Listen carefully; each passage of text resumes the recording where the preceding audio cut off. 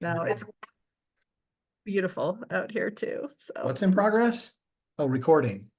Okay. yes, we are Taylor is no doubt sending us live on Facebook because we live stream on Facebook in addition to our Zoom presentation here. So I think we'll probably have people starting to filter in and join us. So we can still banter. We just have to, keep it to FCC regulations and all of that. So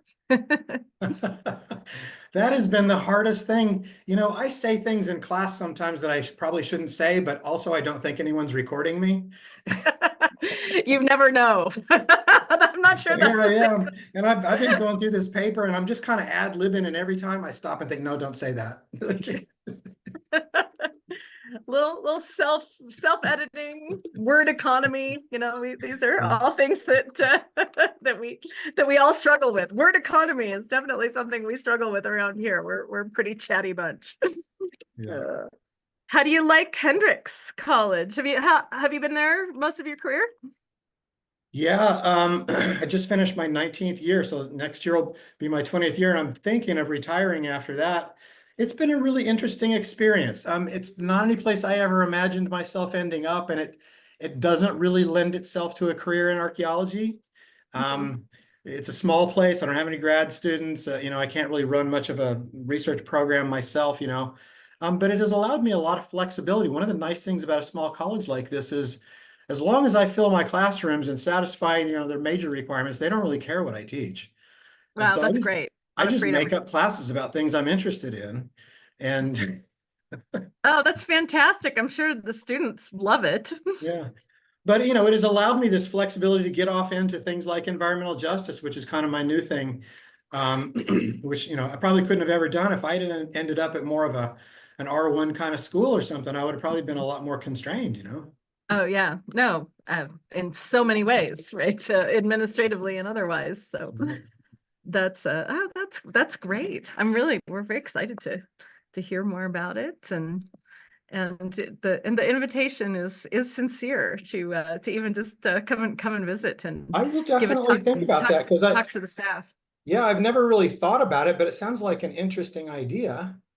I should give that some consideration. Um, We like to have visiting scholars of all ilk, and we have the ability to put you up on campus so that you can stay here and visit with. We have postdocs, we have interns, graduate students, college students, all of our staff, archaeologists and educators, and mhm, so it's a pretty fun intellectual and collegial environment to I'm sure. just kind of share ideas. We all just got out of a workshop taught by Dr. Steve Wolverton, who's a archaeologist and geographer. He's I know at Steve. Yeah, Steve. Oh, yeah. great. I He's was been when I was at with Kate Spielman at the Core Field School. Steve was a student there back in whatever that was, 93 or something. Oh, that's right. That's right. Yeah. Yeah. Steve and Jim Potter and I kind of like passed, and we didn't really connect with each other until the last few years at Crow Canyon, and it's been really fun. He's been a department chair at University of North Texas for a long time and has come to teaching conflict resolution and how to enter into difficult conversations. And so that's what he had to figure out for his job. And he's been doing some coaching for us, and it's amazing. We love it. So archaeology degrees lend themselves to all kinds of different things. That's right. We're diverse and talented people. And that is a good segue. Right at 4 o'clock here, we can start. I'm just going to go ahead and introduce our speaker. Welcome, everyone. Thank you for joining us for our Thursday webinar series. We always begin with our land acknowledgement. Crow Canyon acknowledges the Pueblo, Ute, Paiute, Dene, and Hickory Apache people on whose traditional homelands our campus sits. Our work is not possible without Indigenous people in the past, present, and future. And we respectfully recognize and honor ancestral and descendant Indigenous communities for their contributions to all humankind. We are grateful to all Indigenous people and support the preservation and protection of cultural traditions, ancestral connections, and sacred lands, which influences everything that we do here. Thank you so much to all of our partners. As we jump into our Zoom I say this every week, and sometimes people listen to me. If you have questions during the presentation, if you put them in the Q&A, they won't get lost. Sometimes the chat gets a little bit busy, so please consider popping your questions into the Q&A section at the bottom of your screen. If Zoom is giving you headaches, we are live streaming on Facebook, and you can jump onto our YouTube channel to see this later or any other past webinars that you might have missed. We've got some really fantastic talks coming up in the next couple of weeks, so please keep joining us on Thursday. Next week, we have impacts to Dene activities with the San Juan River after the Gold King mine spill with Dr. Carletta Chief. And the week after that, we have the National Mustang Association of Colorado giving us an update with Linda Larson and Bonnie Anderson. So I hope to see everybody again in the next couple of weeks. As always, a huge thank you. We are an entirely free webinar series. So many of you donate every week. We notice every week, and we are so grateful. So thank you for supporting us so that we can offer this to all of our stakeholders. I did this for the first time last week, and I'm going to do it again this week because we've had a couple of our cultural explorations travel programs this year where these are folks that I was able to meet and travel with who have come to visit campus or come on one of our trips. And before, I only knew them through the webinars. And I walk out onto the trips and stick out my hand and say, "Hi, I'm Liz." And they say, "We know, because we've been on the webinar." So it was really fun to be able to convert our digital friends into real friends. Last week, one of you signed up for the last seat open on our Bearsers trip. We have one seat left on our movement and memory program. If someone wants to consider signing up, and I'm just going to do a really quick pitch because I was in Chaco Canyon with our travel team and Steve Lexon when we came a few years ago when we came up with the idea for this trip.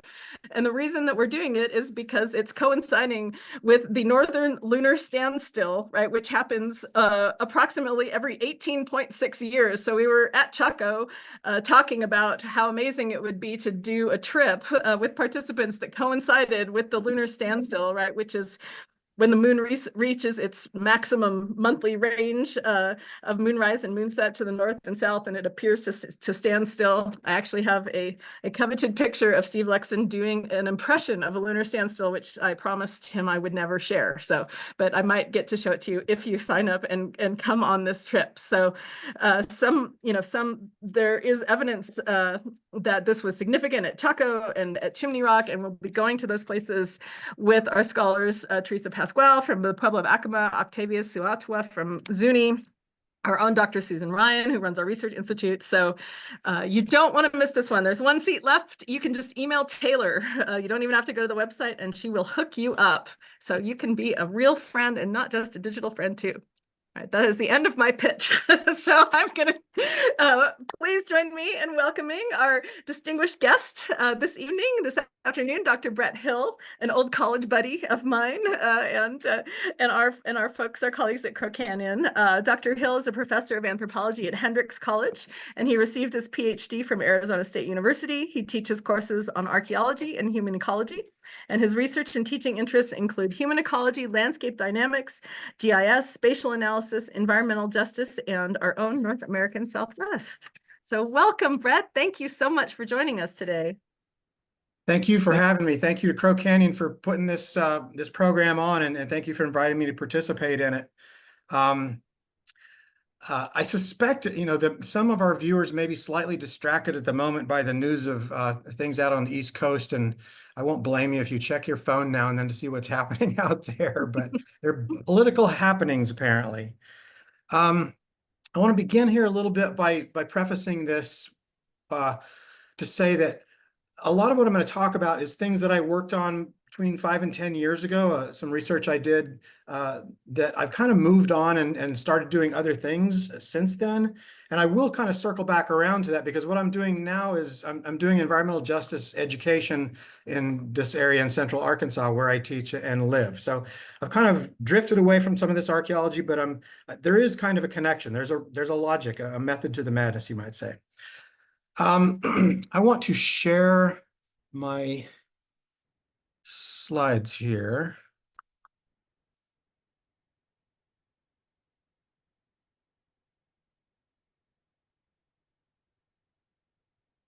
All right, can you all see that? Your comments are clear. I want to take a second here and just talk about this title, Listening Seriously for Autumn Heritage. And it probably sounds a little squirrely or something, listening seriously for. Um, but I want to kind of make an important distinction to me. And I want to kind of compare it to the idea of looking to something versus looking for something. Looking to something is kind of passive. Listening to someone can be kind of passive. And I want to sort of emphasize a more active quality of this dialogue between archaeologists and Native people. My first slide here is actually from early explorer to the Phoenix Basin, a guy named Bartlett back in about 1850. This is actually the mounds at Mesa Grande. But when these early European explorers got to the Phoenix Basin in this area, they described ruins as far as the eye could see. And in addition to these mounds and things, they had a lot of really beautiful, distinctive pottery on the upper right there. Now, you're not seeing that little toolbar, are you? It's covering up my pottery. Anyway, okay. So the pottery in the upper Oh, right, you're there's a lot of polychrome. In the lower left, you've got red on buff. Pretty different types of pottery, both found in this area. Lots and lots of this kind of stuff. Lots of stone tools, all kinds of things, and this huge irrigation system. As I understand it, the largest pre-contact irrigation system in North America. When these early explorers, guys like Darrell Dupa got there and saw this stuff, the name Phoenix, of course, comes from the idea that a new civilization would arise from the ashes of the old. These early Anglo-European colonists settled this area and promptly started cleaning out the canal system and resettling this place. But there was always kind of a question about who built this stuff. I mean, from the earliest explorers, I think they were wondering who built this stuff. Now, there are Native Americans here who've been here all along. There are thousands of Hohokam people living in this region, but they made their pottery differently. They weren't using this particular irrigation system at the moment. They weren't building great houses, that sort of thing. So there was some discussion among non-natives about who built this stuff. And it ultimately ended up becoming what today we'll refer to as the continuity question. And the continuity question is the question, are the Hohokam today descended from this archaeological Hohokam that we talk about? And if you look at a map like this, you can see that sort of gray area, that is roughly the archaeologist Hohokam region. And you can see that the four southern tribes, Salt River, Pima, Maricopa Indian community, they're next to Phoenix. And then south of Phoenix, you've got the Gila River Indian community. And then a little one there is the Ak-Chin Indian community. And then the Tohono O'odham Nation down at the bottom, the big one. And then over to the right, the San Javier district of the Tohono O'odham Nation. So it's pretty clear that and these reservations are, approximately where these people have been living for a long time. Of course, they live in much larger areas than this. This is where they're contained now. But it's pretty clear that these things overlap, and it's sort of logical to think that, that the O'odham people might be descended from the Hohokam. And there are other reasons too, ecologically, linguistically, technologically. There are lots of reasons why we might suspect that there's a connection here. And yet you've got this continuity question that's just been going on for 150 years. And so I got hired at the Center for Desert Archaeology in, I think, 2002, now Archaeology Southwest. And among my tasks, one of the first things I was sort of assigned to work on was with a group of scholars to try to figure out what happened to the Hohokam. This has been a burning question for a long, long time. What happened to the Hohokam? And you can see that the continuity question and what happened to the Hohokam are obviously related, but they're slightly different questions. But in either case, both of them sort of disadvantage Native perspectives. They're asked from a non-Native perspective, right? And they disadvantage a Native perspective, the way Natives might ask that question. And they certainly disadvantage the reams and reams of accounts that Native Americans have given about this area and the history here. So there's this sort of awkward history. And this awkward history kind of came to my attention. I went to a conference pretty early on in my time there in Tucson of the Arizona Archaeological Council. And there was a guy there, it's pretty typical of these things to invite Native speakers to participate. And they invited a guy named Joe Joaquin, who I didn't know at the time. And Joe Joaquin comes up to the podium and he looks out at the audience and he says, "Why do you keep asking what happened to us?" And I think you got kind of the response that you would expect, which is, a little, a little bit of laughter or something, but no one really, I don't think, took it seriously, at least that I could tell. And Joe went on and, he complained about heritage management and archaeology and all that kind of thing, his frustrations with it. But that question really stuck in my mind at the time, how can both of these things be true? How can it be true that thousands of people lived in this place building these massive great houses and irrigation systems and all that stuff, and they're not doing that anymore. They seem to have stopped doing that sometime in the mid-15th century. How can it be true that something interesting happened there? And it's also true that this Native American Autumn elder, Joe Joaquin, is able to say, those are my ancestors. Nothing happened to them. We're right here, and we're, everything's good. So I got interested in that sort of, I don't know, that sort of paradox or whatever, how can both of these things be true? And so I subsequently spent from about 2014 to 2019 working on this book, From Hohokam to Hohokam, Heritage and Archaeology in the American Southwest. And Hohokam is a native word that the word Hohokam originally comes from. And it's meant to sort of underscore this distinction. They sound pretty similar, but they're very different concepts. The way archaeologists think of Hohokam is not at all the way natives think of Hohokam. And so while I was doing this work, I had the great fortune and pleasure to meet some people. Bernard Securos on the left there, Joseph Joaquin in the middle. That's the same Joe Joaquin who spoke at that conference I was talking about. And Jennifer Wan was one of our participants. And Bernard is an educator and I'm an educator. And so we sort of worked out a program where I'd bring my students out there and then bring his students out here. And then we'd all go to Washington, D.C. and New York and stuff. And we'd try to kind of talk about heritage on kind of a more equal footing instead of one of us sort of observing the other one. But my time out there, that's Ventana Cave in the background. We just had a fantastic time. It was so amazing to spend time with these guys. There's Bernard on the left in his garden and Joe on the right at Quito Baquito with some students.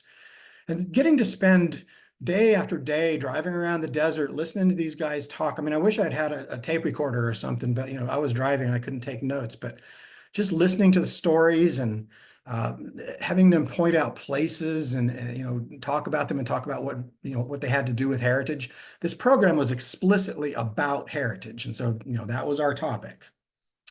But both of these guys have since passed on in the last couple of years, and very sad to see them go. They were both wonderful people and wonderful scholars, and I am so grateful to them, and I just want to say thank you to them. I want to go in a slightly off direction here to kind of get started in terms of, sort of academic aspect of this. I'm sure many of viewers are familiar with this man in the maze figure. This is a basket, also known as the House of Elder Brother. This particular basket is from the Arizona State Museum. It dates to about 1910. And as far as I know, as far as anybody I've talked to knows, this is the earliest example we have of this. So that's a little bit puzzling that this thing shows up in 1910, but we have to bear in mind that that was kind of a low point in Autumn history in terms of losing their land, losing their water, sacred places being claimed by other people. And so I don't want to try to get too far down this road, but I wouldn't be surprised if the emergence of this symbol and what it means was kind of related to that time in history. But the man in the maze symbol is very common. You see it in other parts of the Southwest, but in my experience, it's very much concentrated in southern Arizona among those 4 southern tribes. And here, for example, you see it on the Great Seal of the Salt River Pima Maricopa Indian community, where it is referred to as Hohokam.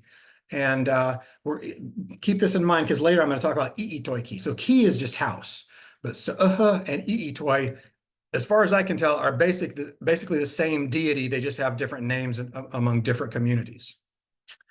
But this is an example. This thing shows up all over the place. It's you find it on T-shirts. There were some sneakers that had this on it. Jewelry, baskets, all kinds of things. It's very common, and a lot of I think elders in the community don't really like some of those more profane uses. But it really, I think, sort of points to its wide appeal as a symbol of dynamic contemporary Native identity, has this sort of symbolic flexibility that we're going to talk about. And when you talk to O'odham elders about this, they pretty routinely emphasize concepts of wisdom and broad lessons of life and that kind of thing. So this is a good example, Dorothy Lewis. On the SRPMIC website, she used to have a web page there that said, described it as a symbol of life, happiness and sadness. You reach that dream when you get to the middle. And so I think that's, pretty representative of the way this thing is understood.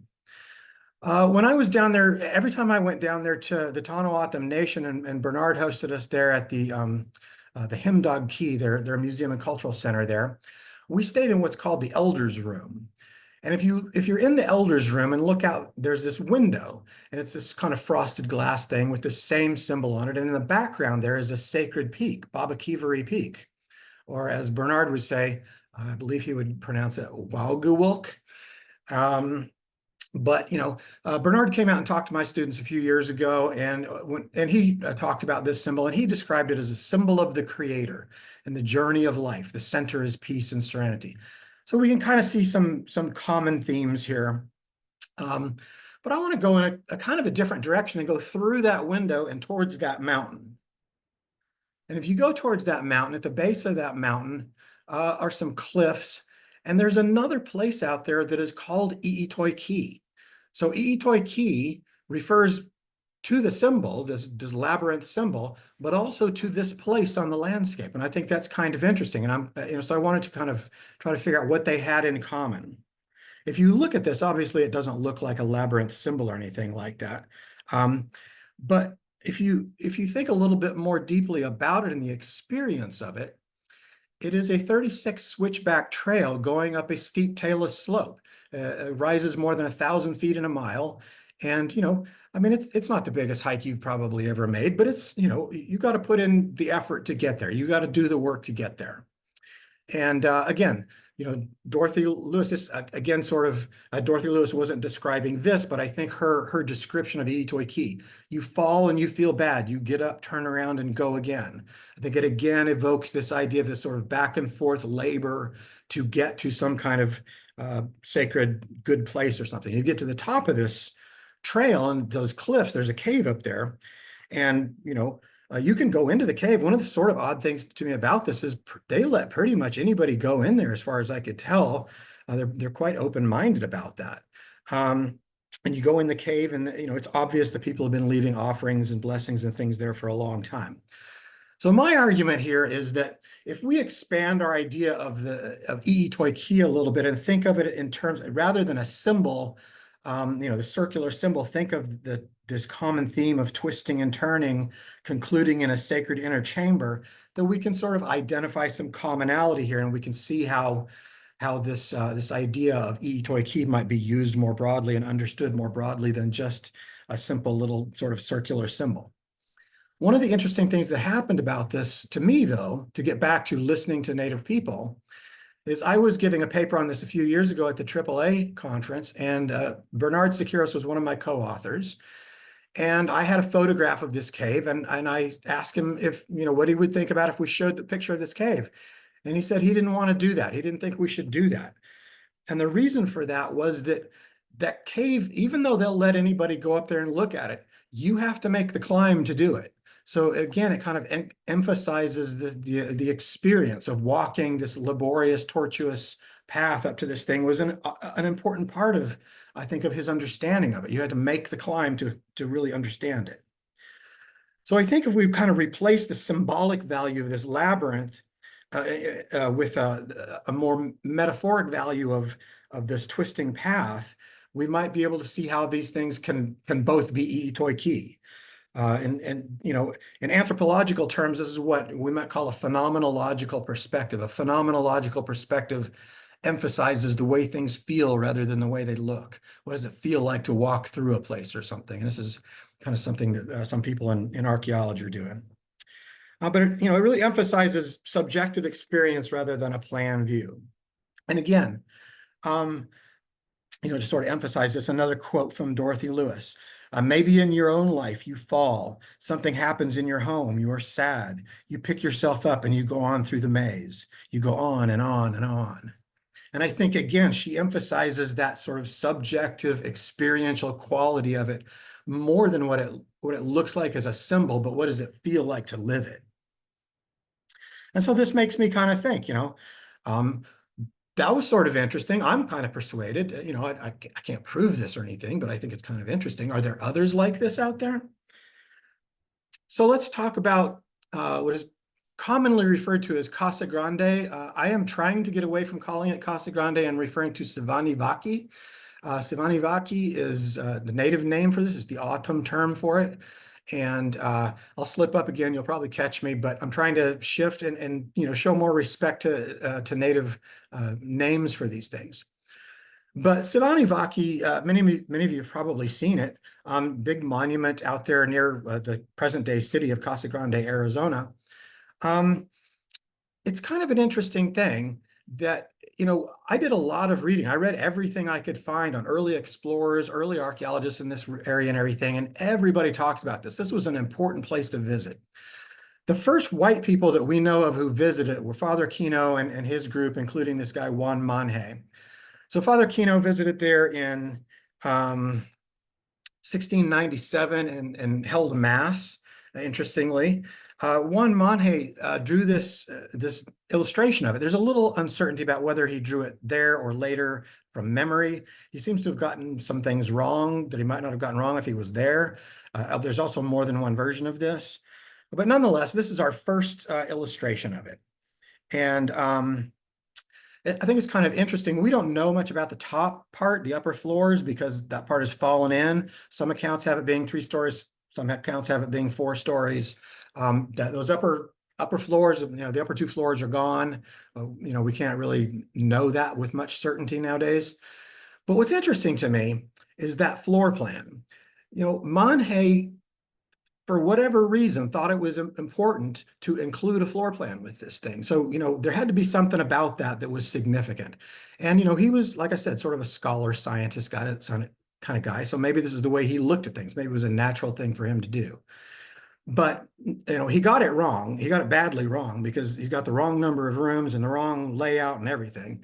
But nonetheless, it almost makes me wonder if somehow he knew from talking to people there that there's something interesting about this. He just didn't know what it was, and so therefore he couldn't convey it accurately. But over the years, over the next couple of 100 years, Sivani Vaki was everybody who came through this region, every visitor, every European explorer came here to visit this. Most of them drew a picture of it and described it. So it was a really important place. And I think it's important to remember that, this is all before modern cities of Phoenix and Tucson and everything. This was the biggest thing out there. This was this iconic monument that everybody had to see and everybody wondered about and everybody drew a picture of. So, it stood out more historically, I think, than maybe it does today. But, every explorer who came along, want to draw a picture of it. So here's Pedro Font in 1775. Now, his outline of the compound is way off and everything, but the central great house there, the building in the middle, is actually pretty good, with one sort of, whoops, I don't know what happened to my thing there. You can see that little red thing pop up there. There's a door. I don't know whether y'all can see my mouse. There's a door between the center room and the west room in his illustration. That door does not actually exist. So, whatever it was, he was pretty interested again in the floor plan, but, he still didn't really understand it. He got it wrong again. You go to Adolf Bandelier, 100 years later. Bandelier also wanted to draw Casa Grande. He got the proportions a little bit better of the compound and everything, but look at the great house. He again makes a mistake and he puts a door where there's not a door. So it's clear that for a couple of 100 years, people were visiting this place and recognizing its importance and trying to somehow depict it, to describe it, and yet they kept getting it wrong. However, this particular floor plan inspired Frank Hamilton Cushing, another anthropologist, to propose that there was a ritual pathway through this building, that you would enter from the east, go to the north, the west, and the south, and then back to the east before you would enter into the sacred room. And now, obviously, you couldn't do that. David Wilcox noted this, in the 1970s.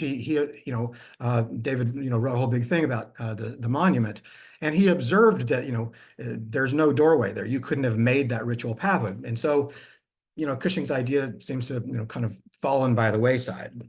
But Cushing had spent a lot of time around Native Americans, and he'd seen a lot of rituals, and he had been in Native buildings. So I don't think he was just making that up completely from scratch. I think he had some reason to think that. Finally, 1907, Jesse Fuchs comes along and draws the first sort of scientifically accurate depiction of the building.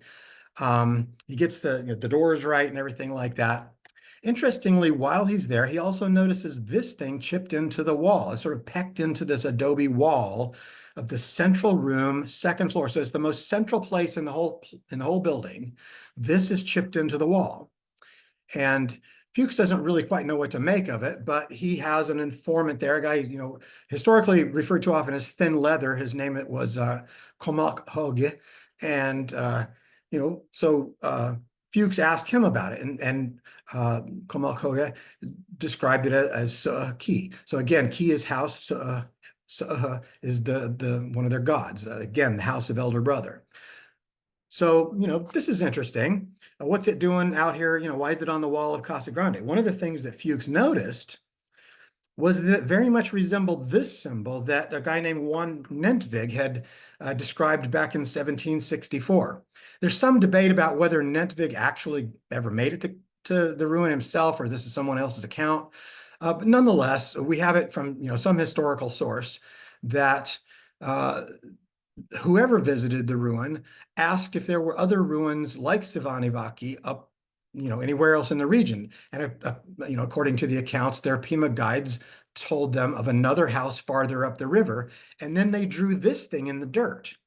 Now, Nentvig didn't know what to make of this. He just called it, he sort of dismissed it, called it a house of amusement, sort of in the same way that Fuchs had dismissed it as a fictitious ruin.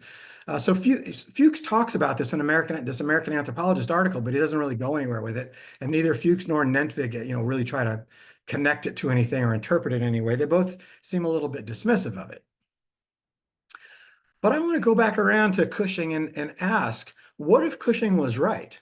What if there was a ritual pathway through this building? How would it go? And if you, do like Cushing suggests, you come in through the east entrance where the chief was supposed to watch the sunrise, you would have two choices. You could either go straight into the central room, or you would have to turn right. And if you turned right and started going through these other rooms, no matter how far you went, your path would have to return upon itself. It has this sort of recursive quality.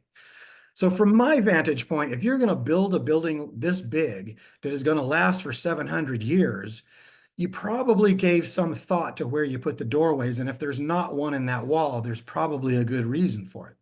So to me, this is pretty evocative of, this was an intentional thing. They designed it this way for a reason, to have, perhaps a ritual pathway that had this sort of recursive quality. Now, I think if you, throw all these things up there together and kind of look at them,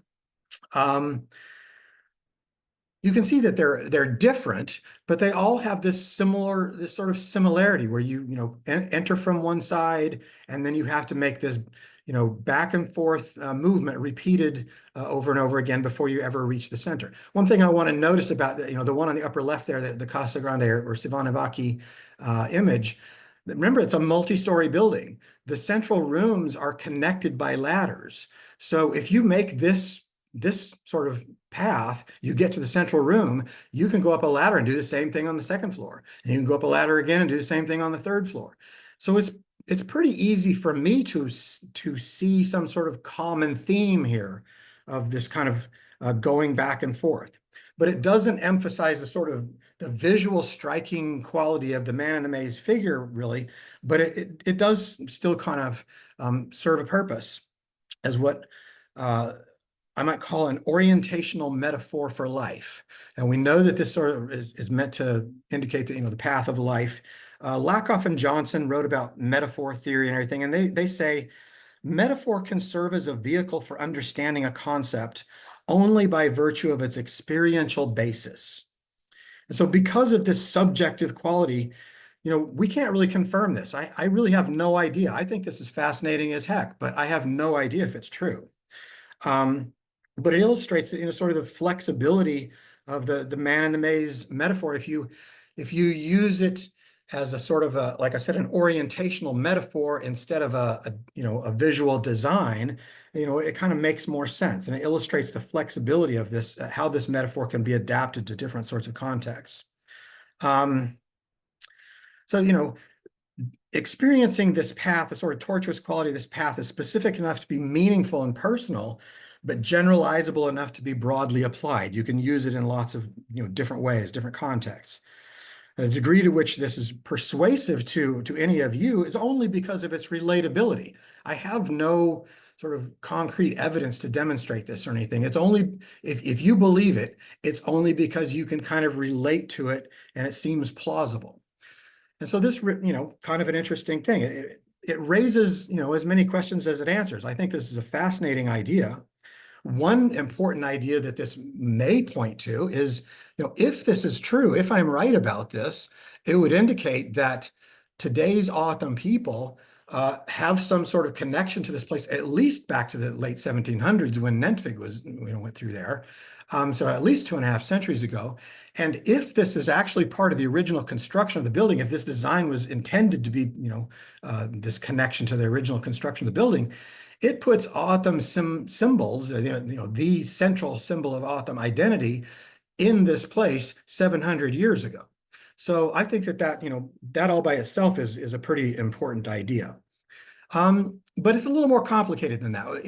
I don't want to go too far down a road of trying to say exactly what this meant to anyone. For one thing, we know that nowadays that the doorway between the West Room and the South Room has been closed off. It was closed off prehistorically. We don't know why, but that's probably pretty meaningful too.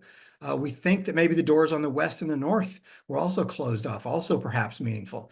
So I don't want to try to cement this thing as one idea. I think that it's likely that in 700 years, Savani Vaki has meant more than one thing to more than one person. But I like the adaptability of this metaphor. But this raises important ethical questions. Who the heck am I? I'm not Hohokam. Who am I to say something like this? I talked to my colleagues, Joe and Bernard, and I showed them this stuff, and they said they had never seen anything like it before. They said they thought it was okay if I published it. So I don't think I'm giving away deep secrets here or anything, but it does raise, some kind of interesting questions about, who has the right to do this kind of thing? Who has the right to say this kind of thing? I'm an archaeologist. This is why I got into archaeology, is to discover hidden meanings and things like that. So I really love this kind of thing. But I think that we're at a time in history where we have to acknowledge indigenous cultural sovereignty over these kinds of ideas. Like I said, it's not my place to say what this means. If I can help bridge a gap, in century and meaning, and help us understand what this thing meant, great. I would love nothing more. But ultimately, it's not really my call to make. This is something for Hohokam people to determine. It's their authority to produce and disseminate their heritage as they see fit. It's not my place to say what this means to anyone else. So I find it fascinating, but I kind of come up against a dead end a little bit. Like, I don't think I can take this any farther. So since I'm arguing that this is such an adaptable metaphor, I would like to say, I don't know whether this is true, and there's no way that I can prove it's true. There's no way that I could disprove it's true. It's just an interesting idea. It's what I refer to as an eye worm, sort of like an earworm. I can't unsee it. But, that's all I can really say about it. But I'm still interested in that question, what happened to the Hohokam? And so I think that, what this does is it sort of points me in a direction. It points me in a direction of not listening to, but listening for, and really kind of digging and thinking and coming back and asking more questions, this much more active sort of engagement with the problem. And so I think if we go back and look at our various informants throughout history, there have been a number of Hohokam scholars over the years who have contributed to this discourse. Here are some people. There's Comal Kogi and Maria Encarnacion and Frances Manuel and her granddaughter. These are people who were interviewed for ethnographies and that kind of thing. And then you've got a number of O'odham scholars who wrote their own accounts. Jose Lewis, Juan Dolores, Anna Moore Shaw, and George Webb, all authors in their own right who wrote their own accounts of these things. And then you've got a whole bunch of, you've got museums and contemporary people, elders today. So there's actually quite a bit of material to work with here. And if we go back and sort of dig through this stuff and say, okay, if I'm going to take this experiential, subjective, phenomenological view of all this, and kind of try to dig into it and think, what did it mean to these people, and what does heritage mean to them? We come up with some kind of interesting conclusions. To kind of go back to my original question, the continuity question, it has been proposed that the O'odham are uncertain about their heritage. I don't believe that that's true. In my experience, the O'odham are quite comfortable with their heritage and where they come from. I think that's a historical misunderstanding. But if we read those accounts and we talk to people today, what we discover is, I find that two themes really stand out. And one of those is on children, grandchildren, parents, grandparents, emphasizing the relationships of descent and the sort of lineal connection. Now that's kind of obvious, right? Because, that's kind of an important part of heritage, I think, to a lot of people. What is less obvious, though, is the idea of intermarriage.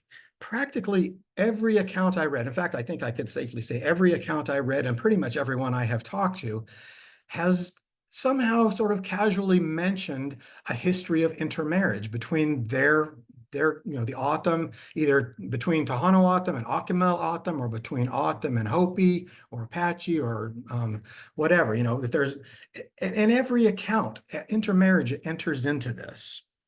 And so I think if we take those two ideas and kind of work with them and think about, this is a genealogy chart, which I'm sure many of your viewers are familiar with. We all have two parents, four grandparents, et cetera. And I suspect most of us have pondered this math before because it's pretty obvious and it's kind of confusing.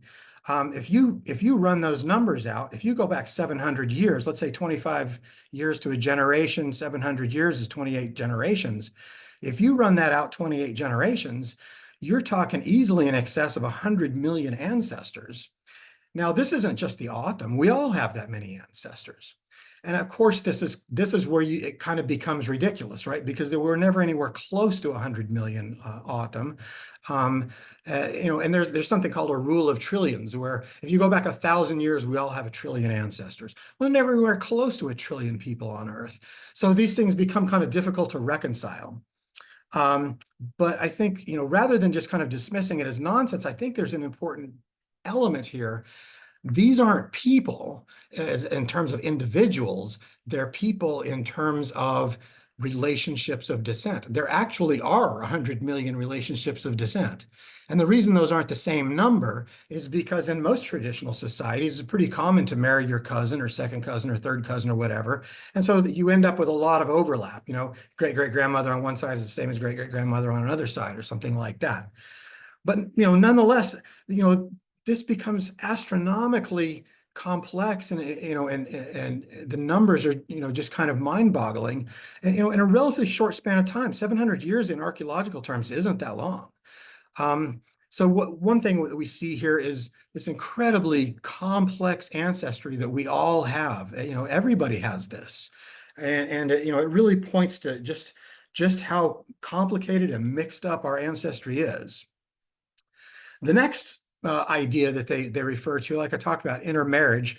Don't let any math intimidate you here. This is very simple stuff. That formula on the top there, 1 minus p to the x, is simply, we'll calculate the percentage of people of mixed ancestry at X number of generations. So if P is the percentage of endogamous marriage, basically the number of people marrying within your group, as opposed to exogamous, marrying outside of the group, and X is some number of generations, and that formula will tell you, how many people are mixed or unmixed ancestry through time. So if you go back again, 25-year generation, 700 years, what you find is that even if only 1 in 10 people is marrying out of their group, in other words, 90% endogamy, you will find that over 700 years since Sivani was built, 95% of the population ends up with mixed ancestry. You throw in some other sort of historical details here, the incredible complexity, the incredible cultural complexity of this region that is kind of lost to us today. But when Kino got here, he described every one of these is a named group of people, that comes out of reading his accounts of his travels. And then you go look at Monhe, who wrote his own account. These are all different groups. He's got a bunch of Kinos as well, but he's got all these groups too. And you'll recognize some of these names in here, but most of them probably not. And this, I think, just sort of signals the incredible diversity and complexity. You're talking about hundreds of millions of ancestors, crisscrossing, intermarrying, among dozens of different ethnic groups. It becomes this, just like I said, astronomically complex kind of problem. But I think a good metaphor for this is this braided stream. This is an aerial photo of the Santa Cruz River, interestingly, right in the area that we're talking about. And you can see the braided stream. The channels diverge and then come back together. And I think that's kind of what we're seeing. And this is a metaphor for this idea, people diverging and coming back together. And this is a theme throughout O'odham oral tradition and throughout their literature. This is a very common sort of theme. And one of the things that I want to note about this is we're talking about hundreds of millions of ancestors and, all this, mixing of populations and stuff like that. I don't want to suggest that, everybody's descended from everybody. It's not that simple. I, for example, am not O'odham. I can't, count them among my ancestors. I'm not part of that particular stream. But, thousands of people are, tens of thousands of people are. And many of whom live in this area today. And I think one of the things that we can kind of draw from this is all of those relationships, all of those hundreds of millions of relationships, they all happened somewhere. And I think that's what kind of brings it all together for me. They happened here. They happened in the Sonoran Desert. And we see when channels kind of come together. I want to kind of draw your attention to this. For example, one of these places where channels come together. Now, this is just a picture of a river. But if you think about human history, those are the most interesting dynamic places in human history. No matter where you look, those are the places where we find the most creativity, the most innovation, where people from different backgrounds come together to solve problems. Now, I didn't invent this braided stream metaphor. That's actually something that a guy named John Moore came up with several years ago, I think back in the 1990s. Let me see, I'm trying to find his quote. Oh, here you go. So John Moore talks about the braided stream emphasizes the extent to which each human language, culture, or population is considered to be derived from or rooted in several different antecedent groups. And so I think that's what we're seeing here. And we don't just see it here. If you look around the world, if you go to Europe, if you go to Africa, if you go to Asia, people studying, doing genomic analyses are finding the same kind of thing, is that, most people are mutts. Most of us have this, this incredibly complex history, and one way or another along the way, we have intermarried and, and become related to one another. That doesn't always happen evenly. It's not a smooth process. It creates these peaks and valleys, kind of, where more concentrated here, less concentrated over there or something. But I think this kind of leads us to maybe a better understanding to get back to my original question, what happened to the Hohokam? In order to answer that question, we have to ask, what were the Hohokam? And I think that I can say, in my opinion, where I come to on this is that the Hohokam were a sort of a temporary meeting, a temporary coming together of people in a sort of a frontier, on a boundary. So if you look at this map, for example, I think it's really fascinating. When the Spanish come to this area, you look in the middle of this map, the Salt River and Gila River, where they kind of come together. That's the Phoenix Basin. In the 1300s, this was one of the most densely occupied places in all of North America. And by the time the Spanish come through in 1534 with Coronado and subsequent entradas, their native guides, who certainly would have known about these places, led them, or all the way around it. They go up to Zuni, they go over to Hopi, they come down the Colorado River over to the west and back without ever going into this central area. And I think that that's important because subsequently what we find out is that that area is recognized as a hostile frontier. To the south of the Gila River is the Pimaria. To the north of the Gila River is the Apacheria. And so I think there's a reason why their native guides didn't take them down there. I mean, there might be a couple of reasons. For one thing, you might not take Spanish conquistadors to visit people who you care about. But the other reason being that that might not have been a good place to go. It might have been kind of dangerous. And so, that might have been understood at that time. But there are other reasons why we might think of this as a border area. If we think of EPA ecoregions, we talk about the Sonoran Desert, the Hohokam living in the Sonoran Desert, which they do. But notice this red thing here, that's that salt Gila confluence, the core Hohokam area. Notice where it is. It's over on the edge. It's not in the middle of the Sonoran Desert. There's nothing like it down here. It's up there on the edge. Likewise, when we look at language, the Piman language is a part of this Tepiman language family, extends for hundreds of miles down into Mexico. Again, the core area of the Hohokam, right up there at the edge of it. We don't see the same kind of stuff down here, anywhere down here for hundreds of miles. In fact, Ben Nelson talks about a gap between the sort of iconography and things that you see up here, the sort of expressive material culture that you see up here. There's a gap of a couple hundred miles before you start to find the same kind of thing down here. So I think that what we're starting to kind of come to, my conclusion is that what Hohokam really was, and the reason that it's always been so enigmatic, the reason that it's always had two different kinds of pottery and two different kinds of architecture and that sort of thing, is because it was a boundary. It was a meeting place between two different kinds of people. To the south, you had Piman speakers. To the north, you had the Puebloan people in the Colorado Plateau. This is an illustration from network analysis out of Barbara Mills' research, Matt Peoples and some other contributors to that. But this network analysis is representing, it's sort of illustrating connections between the Sonoran Desert and the Colorado Plateau. And ultimately what happens is these connections kind of fall apart. And I think when we ask what happened to the Hohokam, that's where I kind of come down on it, is that the people didn't go anywhere. This was one of my first questions. So there were tens of thousands of Hohokam. Well, where'd they go? They didn't go anywhere. What happened was the relationship between the South and the North broke down. And they even described this. Early explorers described this kind of thing, that the autumn guides complain about the breakdown in this relationship. And when that relationship broke down, then you cease having this sort of mixture of two different kinds of people, and you cease getting the same kinds of expressive material culture and everything. And that's why it seems like the Hohokam disappeared. What happened was the relationships kind of disappeared. The people stayed there and had relationships with other people. So this is all, I find this kind of thing fascinating. This is why I do anthropology and archaeology and everything. But I have to confess that Joe and Bernard did not tell me one word of that.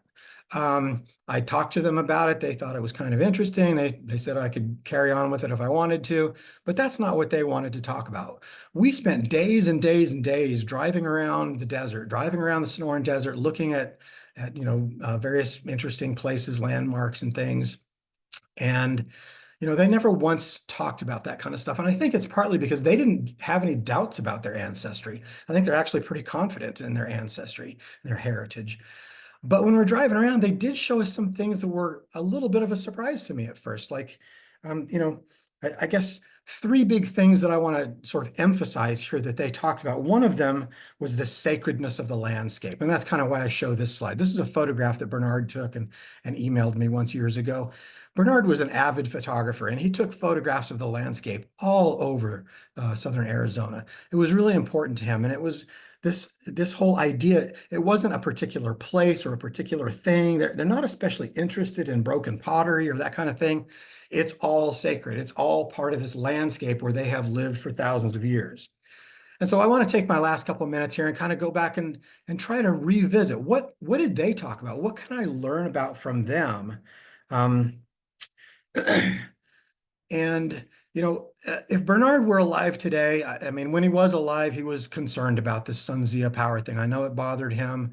Um, and my understanding of it now is it's ongoing. Construction is going to carry forward, and we're going to lose a really important place. The San Pedro Valley is one of the last sort of undeveloped valleys in this part of the world, and it's going to have this big power line going through it.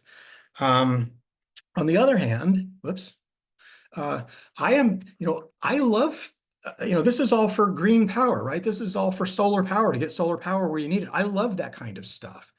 So it sort of creates a little bit of a dilemma, but it's not the dilemma that they make it out to be, because they could have put this somewhere else in an already developed utilities corridor and spared the San Pedro Valley, but they didn't listen to the various tribes who, tried to discourage them. There are other ongoing problems with regard to mining. I'm not sure what the current state of Oak Flat is. I think it's an ongoing court battle. But again, this is a sacred place to O'odham. It's sacred to Apaches and other tribes. Do we want to blow this whole thing up and build a great big copper mine? I don't know. I don't. I use copper every day, but I would like to find an alternative. Whoops. More on mining. Mining is just a never-ending source of frustration. There are more than 200 mines and claims on the Tohono O'odham Nation itself, and not even counting surrounding areas. And we spent a lot of time talking about these things. Like I said, Bernard and Joe pointed many of them out to us and talked about the native people who worked there and lived in those places. They win a battle, they lose a battle. But you can only lose it once. So maybe we've managed to halt the Rosemont mine, but now there's another thing coming along, the Copper World mine, or which is supposed to be even worse in the Santa Ritas. And even when we do win a battle, even when the O'odham, finally managed to sort of convince someone to shut down one of these copper mines, here's a headline: 30 years and $126 million to clean this place up. It's a Superfund site. So this is a big problem. And I think this is why this is an important part of heritage to people like Bernard and Joe that I didn't really appreciate. I was looking for archaeological sites. They were looking at the whole landscape and thinking about the people still living on the landscape. So the reason that the Cypress Tohono mine is a problem is because it's like a mile upstream from this community, the North Comellic community on the Tohono O'odham Nation. And these mines routinely violate safety protocols and leak poisons into the groundwater and stuff like that. Same kind of thing down here in San Javier district of the Tohono O'odham Nation. The Mission mine has been going on for 100 years. It's been leaking stuff, the whole time into the groundwater. And sure, now they've got some protocols to try to prevent that, but they failed them routinely. Here up by the city of Casa Grande, you've got the Cactus Mine, a couple miles upstream from the Auction Indian community.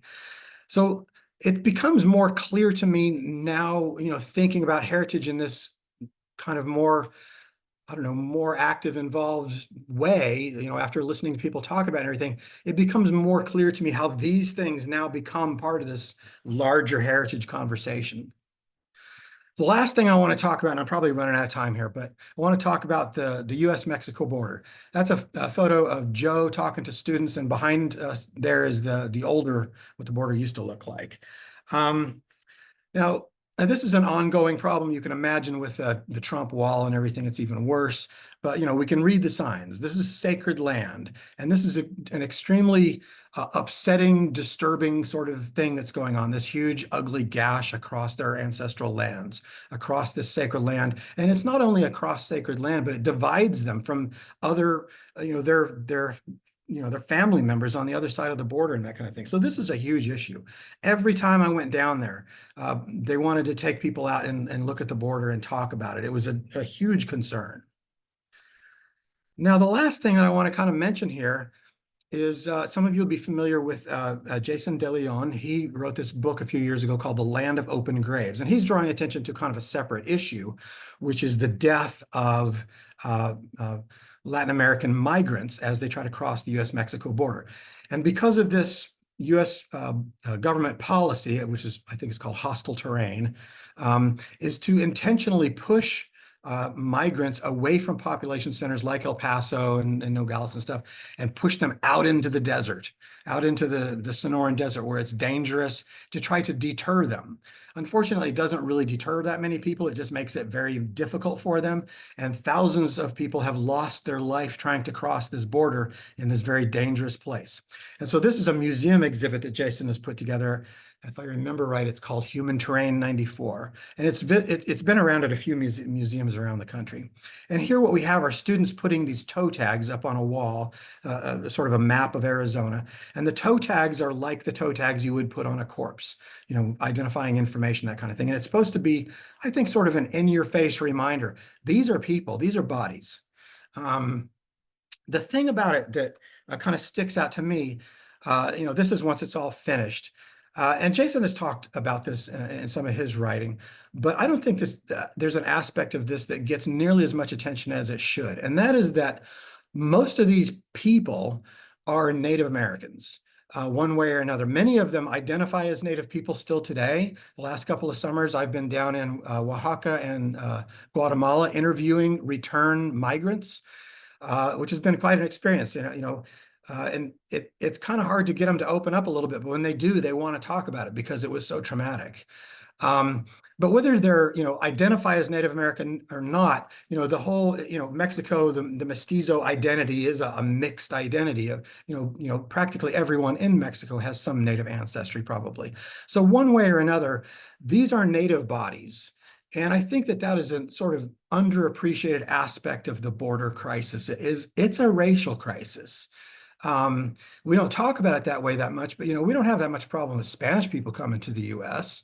We have a problem with people who look different, Native people, and nobody wants to say that, but in my opinion, that's sort of a subtext there that deserves more attention.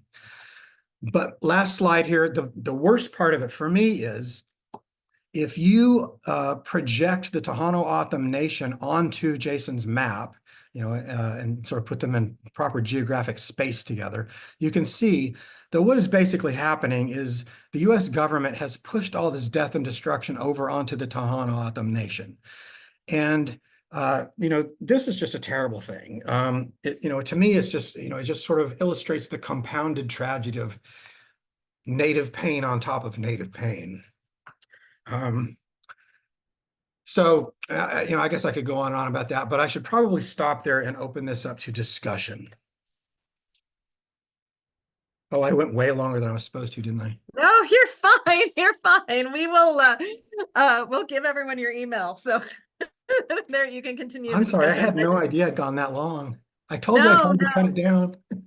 No, it's spectacular, and is nothing but compliments in the chat, and really amazing, Brett. A couple of the things that, well, first of all, never forget the famous Brett Hill quote. Now, you don't take Spanish conquistadors to visit people you care about. I think that's just, across the board. That's excellent observation and a rule for the future. But the themes. I loved the 100 million relationships of descent that you kind of identified coming out of that group. The themes of kind of shining light on cultural complexity, right? Which scholars and the public alike tend to like to simplify things, and reducing and simplifying Indigenous people history and culture doesn't really do anyone any favors in terms of perpetuating stereotypes and things that can not only not be helpful, but can be really harmful. So that elucidating that level of complexity, that level of cultural continuity, and complicated cultural continuity from the ancient occupations to the present, and all of those challenges, cultural, environmental, and otherwise, that continue to persist. Just really, really huge, really amazing messages in the way that you the data and the other perspectives that you used to explain it were fantastic. There's someone just pointed out. I can stay. I know your program's got to be over in like 2 minutes, but I can hang out and talk. No, there's a couple. I'll just I think we start losing folks, but I think there's a few folks still on, so I want to throw in some fun questions from the chat. One from one of our regular listeners, hi Janet, that points out that sort of the metaphor and the imagery, that it reminded her of other maze images in Neolithic European rock imagery sites. She observed, Janet's an artist, so she always has the best observations, that the universal metaphor of mazes and human consciousness. And Janet asked, have there been any questions about the song or songline that accompanies the journey through the maze, maybe from some of your discussions? I have not heard that much about it. I've heard that term before, and I believe that there may very well be. I don't know anything about that. But to go back to the earlier point, there's a whole nother discussion about, yeah, this maze symbol shows up in a lot of places. And there's some debate about where it originates and that kind of thing. I think it's perfectly natural to me that if this is part of a ritual, there's probably going to be some kind of song that goes along with it or something. That would stand to reason to me. Yeah, cool. I think we still have John Cater with us, who had asked about a local archaeologist here who'd asked about the pathway in the maze. So kind of going back to your earlier parts of the presentation, seems to go from this world to one that is peaceful. Is it rather than an emergent story about moving forward? And wanted to know if you had some observations about the maze in comparison to Sipapus in Pueblo and Kivas. That is also an interesting question. The man in the maze symbol shows up in different places, and I don't remember the exact context, but it shows up at places Zuni and Hopi and places like that, not nearly as much. But that other symbol that I showed you that Fuchs and Nenfig had, that symbol actually shows up in Frank Waters' book of Hopi, and he talks about it kind of in those terms. And there's another one that I forget who it was, but it's in one of the Archaeology Southwest magazines. A native consultant talks about how that going one way is life and going the other way is afterlife or something like that, So there's a lot more going on here. And honestly, I'm not a maze person. I just sort of stumbled onto this kind of thing. And, so there are lots of questions I'm sure I'm not qualified to answer. But yeah, there's a lot of thought about, life and afterlife, and which direction goes which way and all that kind of stuff. Yeah, really cool. A question about following on the maze. Someone asks, is the man in the maze always identified as male, or is there any concept of it being neutral or even female? I love that question. That's an excellent question. Let's go back up and check it out, huh? I can still see my slides, right? Oh, yeah. Okay, there it was. Does that look like a male to you? I guess it depends, right? The answer. Well, it probably does depend, but it has been observed that this is a person wearing a skirt. We shouldn't assume that it's a man. Yeah, really, really great question. I'm gonna go ahead and stop us there, since we're a few minutes over, and we're losing folks, and we want to be respectful of your time. But Brett, thank you so much. What a fantastic presentation, and thank you to all of our viewers. And Brett, seriously, you're invited. Come out and give a talk here and visit with our students and staff. I'd love to do that. Thank you for inviting me. Thank you all for attending. Okay, hope to see you soon. You too. Bye-bye.